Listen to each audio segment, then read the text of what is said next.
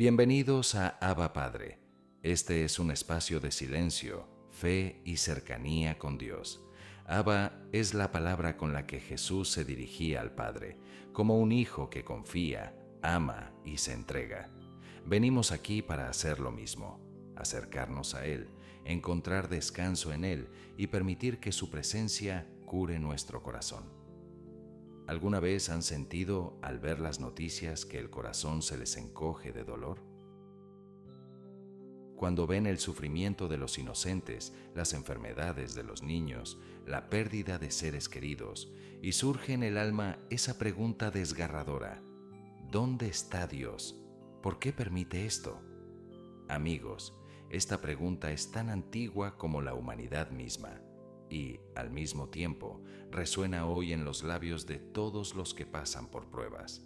No es una pregunta que nazca en la mente, sino en el corazón, cuando el dolor se vuelve insoportable. Hoy no venimos en busca de respuestas rápidas, venimos a Abba Padre, al Padre que conoce nuestro dolor mejor que nosotros mismos. Abba es la palabra con la que un niño pequeño llama a su padre en momentos de miedo, cuando no necesita explicaciones, sino un abrazo. Y es aquí, en este espacio de confianza y cercanía, donde traemos nuestra pregunta más dolorosa, porque a veces lo más importante no es recibir una respuesta, sino encontrar a aquel que está con nosotros en la pregunta. Permítanme contarles sobre María, una mujer de un pequeño pueblo cerca de Ciudad de México. Tenía 2 hijos y un esposo al que amaba más que a su propia vida. Cada mañana preparaba café, ese café especial que huele a hogar y calidez, con un toque de canela como se hace en muchas familias mexicanas. Los niños reían en la mesa, su esposo leía el periódico y parecía que la vida era exactamente como debía ser. Pero entonces llegó la enfermedad, no poco a poco, no con advertencias. Una mañana, su esposo no despertó. Un infarto a los 43 años. El mundo de María se derrumbó como una taza que cae al suelo de adobe en la cocina. Durante las primeras semanas, ni siquiera podía preparar café. Ese mismo aroma que antes significaba hogar, ahora olía a vacío. Los niños la miraban con ojos grandes y asustados, y ella no sabía qué decir. ¿Qué puede decir una madre cuando ni siquiera entiende por qué el mundo se volvió tan cruel de repente? Una noche, cuando los niños finalmente se durmieron, María salió al patio y miró las estrellas sobre las pirámides de Teotihuacán. Y allí, en el silencio de la noche, gritó al cielo lo que le oprimía el alma. ¿Por qué? ¿Por qué a mis hijos? ¿Por qué a mi corazón? ¿Dónde estabas cuando más te necesitaba? ¿Saben qué? No era una persona enojada que había perdido la fe. Era una persona que sufría tan profundamente que su dolor tocó la esencia misma de su relación con Dios. ¿Les suena familiar este sentimiento? ¿Han estado alguna vez entre los escombros de su vida preguntando: si Dios es tan bueno, ¿por qué permitió que esto pasara? Tal vez fue la pérdida de un trabajo justo cuando la familia más necesitaba estabilidad. Tal vez un diagnóstico que lo cambió todo, o la muerte de alguien que debería haber vivido muchos años más. Tal vez una guerra o un desastre natural que llegó a su hogar, a su ciudad, a su corazón, como los terremotos que sacuden nuestras tierras o las inundaciones en las selvas. Y entonces surgen esas preguntas que queman por dentro. Si Dios es todopoderoso, ¿por qué no detiene el sufrimiento? Si nos ama como un padre ama a sus hijos, ¿por qué permite que suframos tanto que a veces solo queremos dejar de respirar? Estas preguntas no aparecen en los días tranquilos, ¿verdad? Vienen de noche, cuando el silencio se vuelve demasiado ruidoso. Vienen cuando miramos a los ojos de un niño y no sabemos cómo explicar por qué el mundo a veces es tan injusto, especialmente en nuestras comunidades donde la pobreza y la violencia a veces parecen interminables. Recuerdo una conversación con un hombre de Bogotá, Enrique. Perdió a su hijo en un accidente de tránsito. 22 años de vida, y todo terminó en unos segundos, en una carretera que el joven había recorrido cientos de veces, llena de baches como muchas en nuestras ciudades. Enrique estaba sentado en la iglesia después del funeral, mirando el crucifijo, y decía: «Si puedes resucitar a los muertos, ¿por qué no resucitas a mi hijo? ¿Qué sentido tiene este dolor?». Entiendan, esto no es un debate filosófico sobre la teodicea. Es el grito de un corazón de padre que se desgarra entre el amor y la pérdida al mismo tiempo. Y luego están esos momentos en que miramos al mundo en su conjunto. Guerras que parecen no tener fin, como las que han azotado a algunos de nuestros países. Hambre, cuando hay comida suficiente para todos en la tierra, pero la desigualdad nos divide. Enfermedades que se llevan a los mejores entre nosotros, como el dengue o el cáncer, que golpean fuerte en nuestras regiones.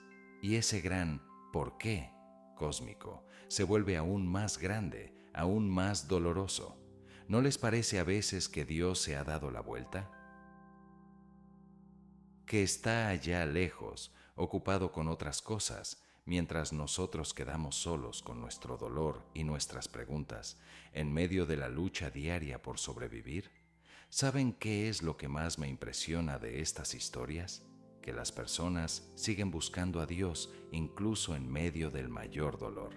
María, después de meses de enojo y lágrimas, regresó a la iglesia. No porque encontrara respuestas, sino porque entendió que su dolor era demasiado grande para llevarlo sola. Y en nuestras comunidades, la fe es lo que nos une en tiempos difíciles.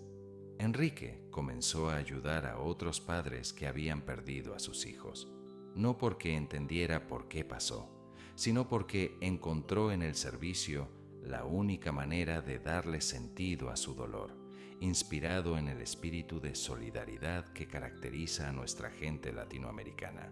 Es curioso, ¿no?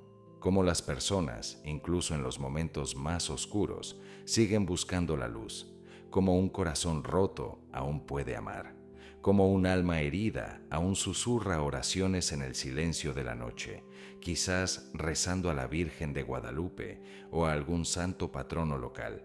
Tal vez esto sea una pista. Tal vez nuestra misma capacidad de preguntar ¿por qué? Dice algo más grande que el dolor mismo. Tal vez dice que, en lo más profundo de nuestro ser, hay un conocimiento de que el mundo debería ser diferente, que el amor es más fuerte que la muerte, que la justicia es más importante que la fuerza, especialmente en tierras donde hemos luchado por la justicia social durante generaciones. ¿Por qué sentimos esta inquietud ante el sufrimiento si solo fuéramos un accidente en el universo? ¿Por qué nuestro corazón protesta contra la injusticia si ese fuera simplemente el orden natural de las cosas? En nuestras culturas, donde la familia y la comunidad son todo, este clamor por justicia resuena con fuerza.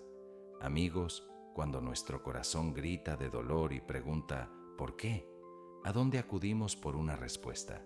¿A la filosofía? ¿A la ciencia? ¿A nuestra propia sabiduría? ¿O tal vez a las tradiciones de fe que han sostenido a nuestras abuelas y abuelos a través de colonizaciones, dictaduras y desastres? Hoy quiero que juntos miremos hacia donde Dios mismo responde a esa pregunta. No con argumentos ni explicaciones, sino con la historia de amor más profunda que conoce la humanidad. Imaginen el huerto de Getsemaní. Es de noche en Jerusalén. Las estrellas, como testigos, miran desde lo alto una escena que cambiará la historia para siempre. Allí, entre los olivos, aquel que creó el universo está de rodillas y sufre. El Evangelio según Mateo capítulo 26, versículos 38-39. Escuchen con atención estas palabras, porque en ellas está el corazón de la respuesta de Dios a nuestro dolor. Entonces Jesús les dijo: «Mi alma está triste hasta la muerte». Y, apartándose un poco, cayó rostro en tierra y oraba diciendo: «Padre mío, si es posible, que pase de mí este cáliz». Amigos, ¿Escuchan estas palabras? Mi alma está triste hasta la muerte. No es una discusión filosófica sobre la naturaleza del sufrimiento. Es un grito del alma, un dolor que todos conocemos. El Hijo de Dios, por quien fueron creados los mundos, está en el huerto diciendo: mi alma está triste hasta la muerte. ¿Saben qué significa esto? Que cuando sufrimos no estamos solos. Cuando nuestro corazón se desgarra de dolor, junto a nosotros está aquel que ha recorrido los valles más profundos del sufrimiento, como los valles de los Andes o las sierras de nuestras tierras. Pero escuchen lo que sigue. Padre mío, si es posible, que pase de mí este cáliz. Jesús pide. Ora para que el sufrimiento pase, igual que nosotros oramos, igual que María gritó en la noche frente a las pirámides de Teotihuacán, igual que Enrique suplicó en la iglesia. Cristo conoce nuestro dolor no en teoría, lo vivió en su propio corazón. Y aquí está lo más importante. ¿Quién es el responsable del sufrimiento de Cristo? ¿Quién decidió que el cáliz no pasara? El Padre, el mismo Padre al que Jesús llama Abba, papá, papito, el mismo Padre que ama al Hijo con un amor infinito. Es Él quien permite que ocurra el mayor sufrimiento en la historia del universo. ¿Por qué? Por nosotros, para que, cuando preguntemos ¿dónde está Dios en nuestro sufrimiento?, la respuesta sea simple y clara. Está aquí, en la cruz, gritando: Dios mío, ¿por qué me has abandonado? Mi alma está triste hasta la muerte. Estas palabras lo cambian todo. Entiendan, el problema del sufrimiento suele plantearse así: si Dios es bueno y todopoderoso, ¿por qué existe el mal? Pero el Evangelio da la vuelta a esa pregunta. Dice: mira hasta dónde llega Dios para entrar en tu sufrimiento, como en las procesiones de Semana Santa que llenan nuestras calles con devoción. La cruz no explica el sufrimiento, entra en él. Dios no nos da una respuesta al dolor, nos da a sí mismo en medio del dolor. Cuando María estaba en el patio gritando al cielo, no sabía que su grito resonaba junto al grito de Cristo en Getsemaní. Cuando Enrique estaba en la iglesia preguntando por la muerte de su hijo, no entendía que su dolor hacía eco en el dolor del Padre Celestial, que veía sufrir a su hijo. Miren, amigos, la cruz no nos dice que el sufrimiento es bueno. El sufrimiento es malo, destruye, rompe, quita la vida. Pero la cruz nos dice algo más. Dios no está al margen de nuestro dolor. Entra en él tan profundamente que Él mismo muere. ¿Y saben qué es lo más asombroso? En Getsemaní hay otra frase: pero no sea como yo quiero, sino como tú quieras. Tras el grito de dolor, la confianza. Tras la pregunta ¿por qué?, confío en ti. No porque el sufrimiento se volviera comprensible, sino porque el amor resultó ser más fuerte que el dolor. Mi alma está triste hasta la muerte. Y al mismo tiempo, no sea como yo quiero, sino como tú quieras. Este es el corazón de la respuesta cristiana al sufrimiento. No una explicación, sino una presencia. No una respuesta, sino un acompañamiento. No un entendimiento, sino un amor que baja hasta el infierno de nuestro dolor y dice: no estás solo. En nuestras culturas, donde la familia es sagrada, esta presencia se siente como el abrazo de un Padre amoroso. Cuando miramos la cruz, no vemos a un Dios que permite el sufrimiento y se queda al margen. Vemos a un Dios que toma sobre sí el mayor sufrimiento. No vemos indiferencia, vemos un corazón que se desgarra de amor por nosotros. Y entonces nuestra pregunta: ¿por qué Dios permite el sufrimiento?, se transforma. Se convierte en otra: ¿cómo puede Dios amarme tanto como para sufrir por mí? Amigos, tal vez nunca entendamos completamente por qué existe el dolor, pero podemos saber con certeza que en nuestro dolor no estamos solos. Mi alma está triste hasta la muerte. No son solo palabras de un libro antiguo. Es la realidad de hoy de un Dios que entra en cada lágrima, en cada grito, en cada corazón roto, acompañándonos en fiestas patronales o en velorios comunitarios. La cruz no elimina el misterio del sufrimiento, elimina la soledad en el sufrimiento. Amigos, hemos entrado en el misterio más profundo del corazón humano, la pregunta por el sufrimiento y la presencia de Dios en él. Ahora quiero compartir con ustedes una historia que cambió mi forma de entender cómo trabaja Dios incluso en los momentos más oscuros. Es la historia de San Francisco de Asís, pero no la que probablemente conocen, la del joven rico que lo dio todo a los pájaros y a los pobres. Quiero contarles sobre otro momento de su vida, uno que rara vez se menciona.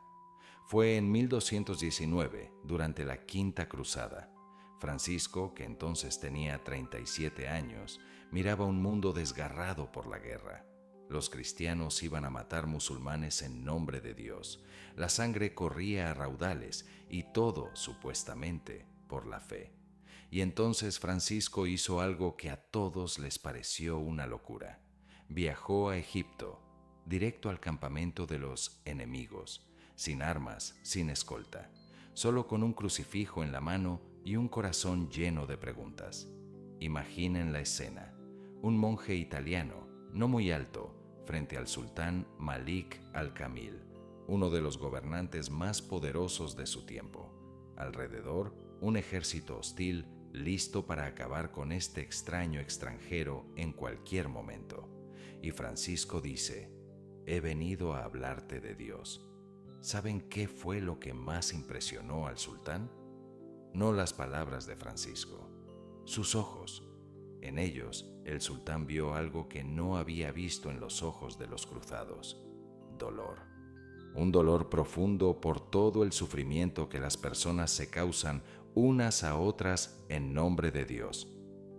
Francisco no vino a convencer ni a convertir, vino a llorar junto a aquellos que sufrían en ambos lados del conflicto.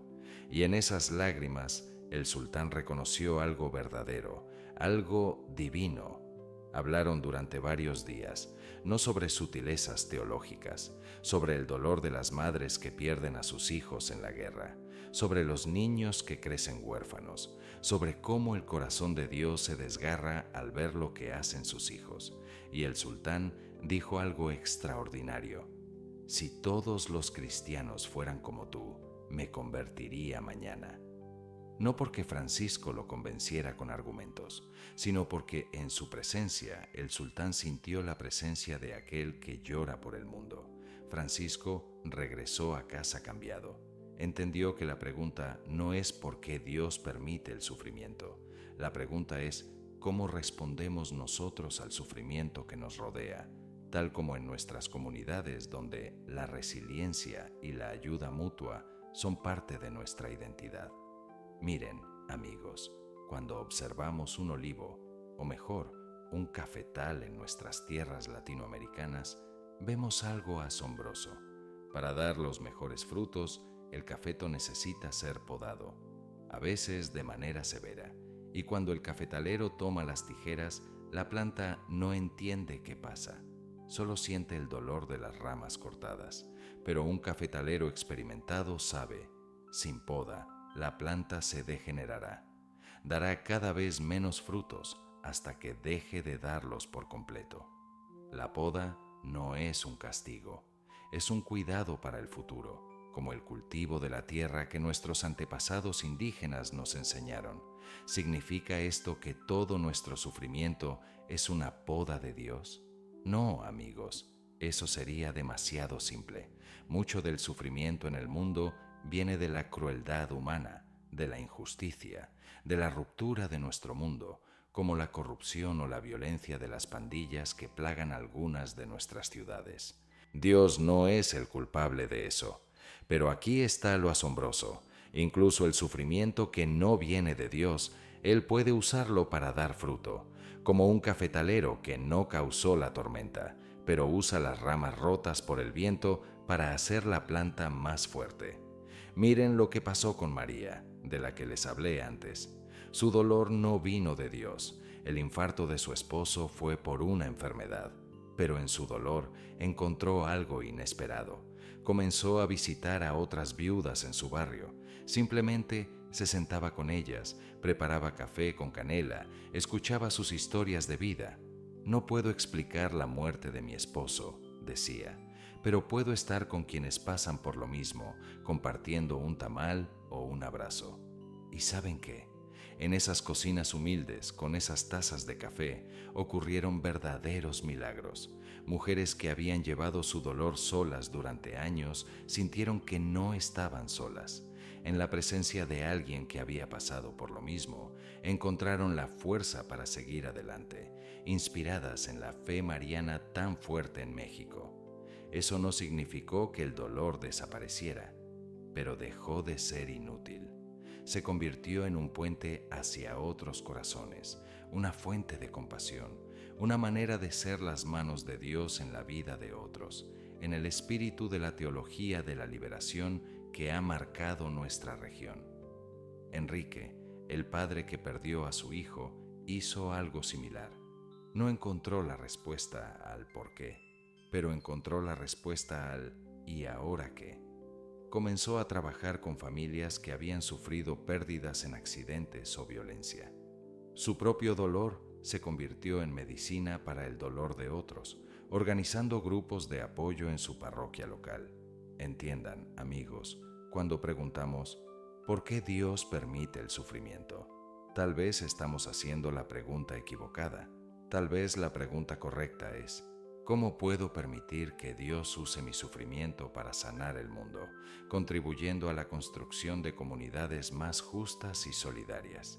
Eso no significa que el sufrimiento sea bueno. La enfermedad es mala. La muerte es el enemigo. La guerra es una tragedia.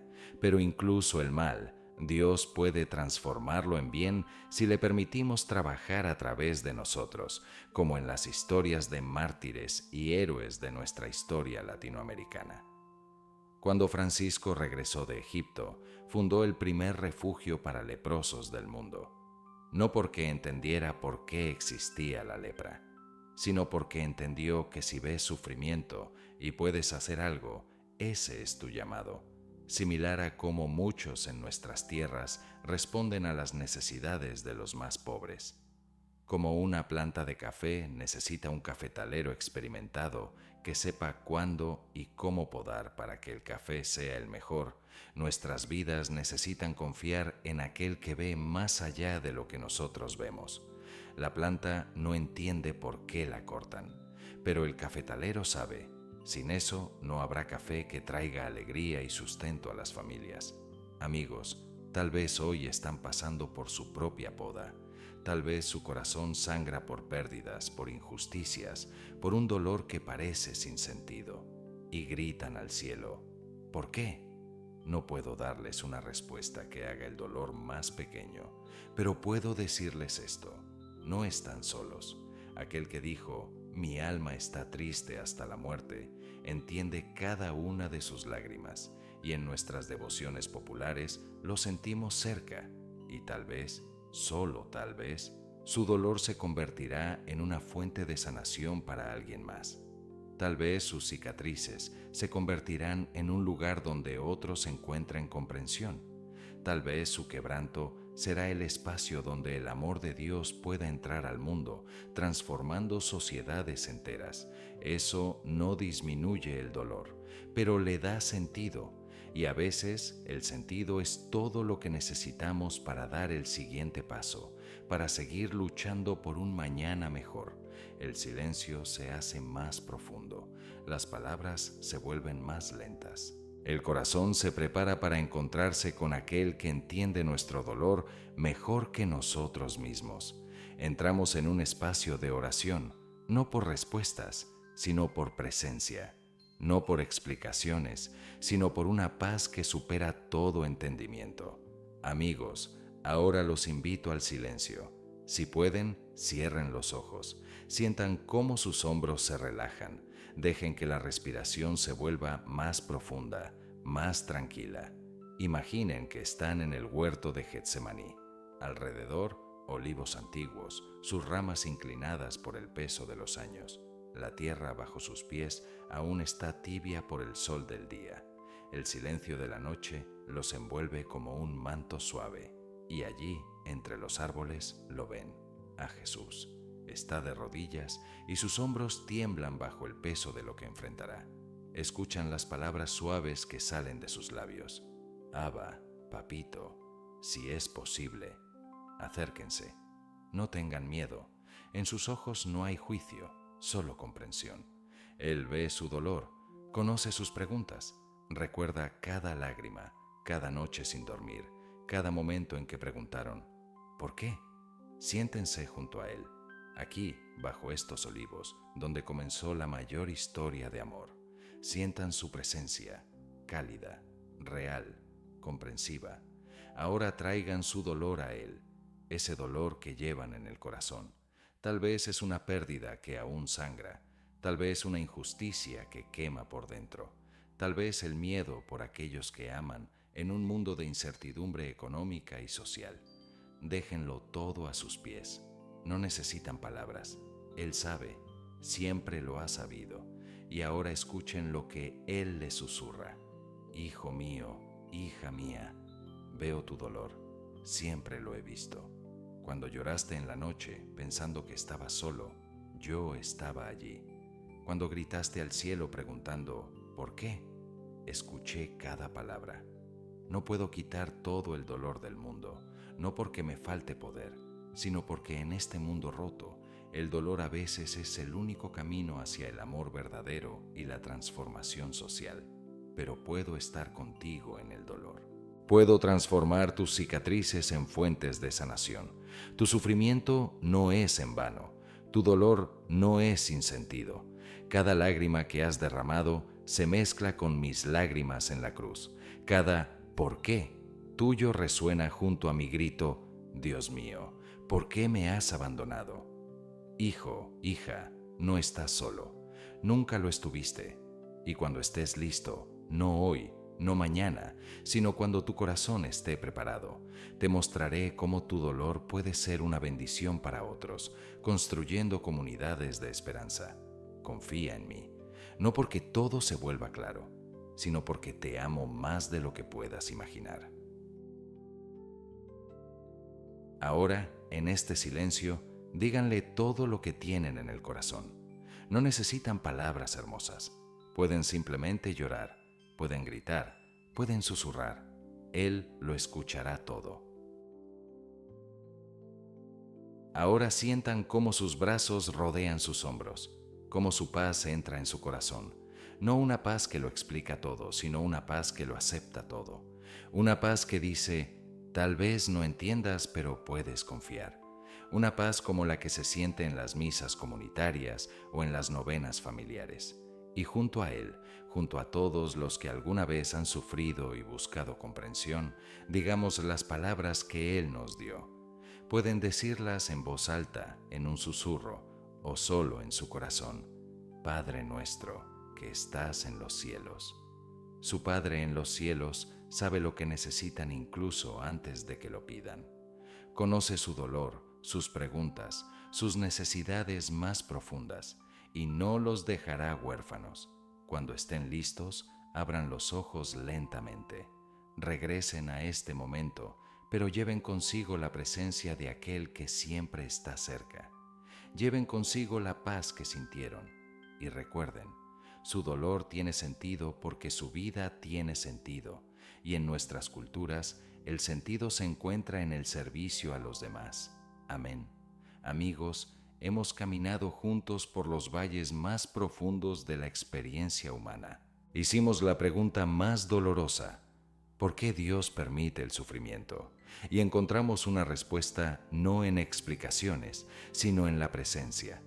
Hoy entendimos lo más importante.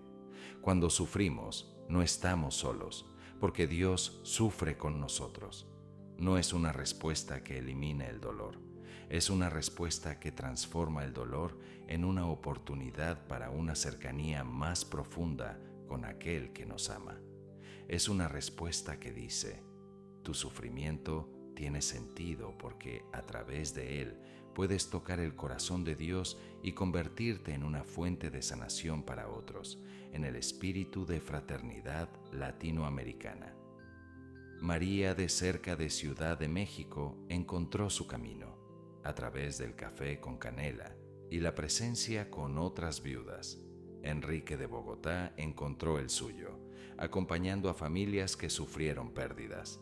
San Francisco encontró el suyo, abrazando a los leprosos y dialogando con los enemigos. Cada uno de ellos transformó su sufrimiento en servicio. ¿Y cuál es su camino, amigos? ¿Cómo puede su dolor convertirse en un puente hacia el corazón de otro? ¿Cómo pueden sus cicatrices convertirse en una fuente de esperanza para quienes buscan sanación? Quizás en un grupo de base eclesial o en una iniciativa comunitaria.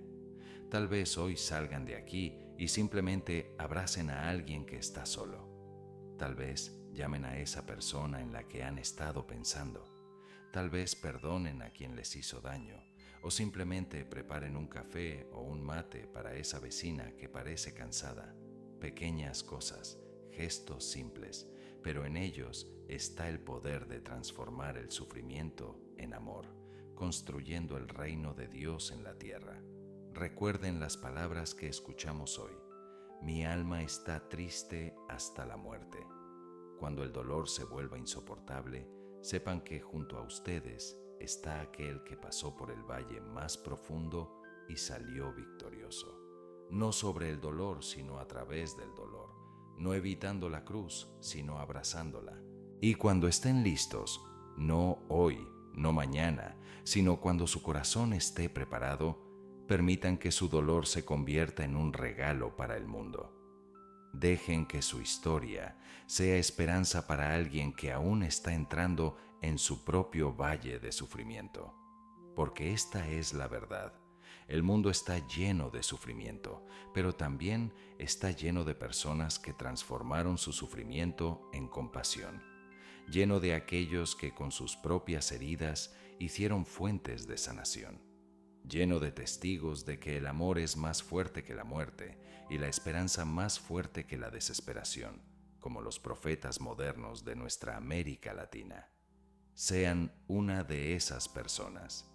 Conviértanse en una respuesta viva a la pregunta del sufrimiento, no con palabras, sino con presencia. No con explicaciones, sino con amor solidario. Que Abba Padre, aquel que conoce cada una de sus lágrimas y cada uno de sus suspiros, los bendiga en este camino. Que su paz, que supera todo entendimiento, guarde sus corazones. Que su fuerza se manifieste en su debilidad y su luz brille a través de sus heridas. Vayan en paz, vayan con esperanza, vayan con el conocimiento de que son profundamente, inmensamente, eternamente amados. Y si este viaje tocó su corazón, compártanlo con aquellos que también buscan respuestas a preguntas difíciles. Tal vez su testimonio sea la luz para alguien que camina en la oscuridad, en un continente donde la fe se vive con pasión y comunidad. Porque aquí está lo maravilloso. Cuando compartimos nuestro dolor, éste disminuye.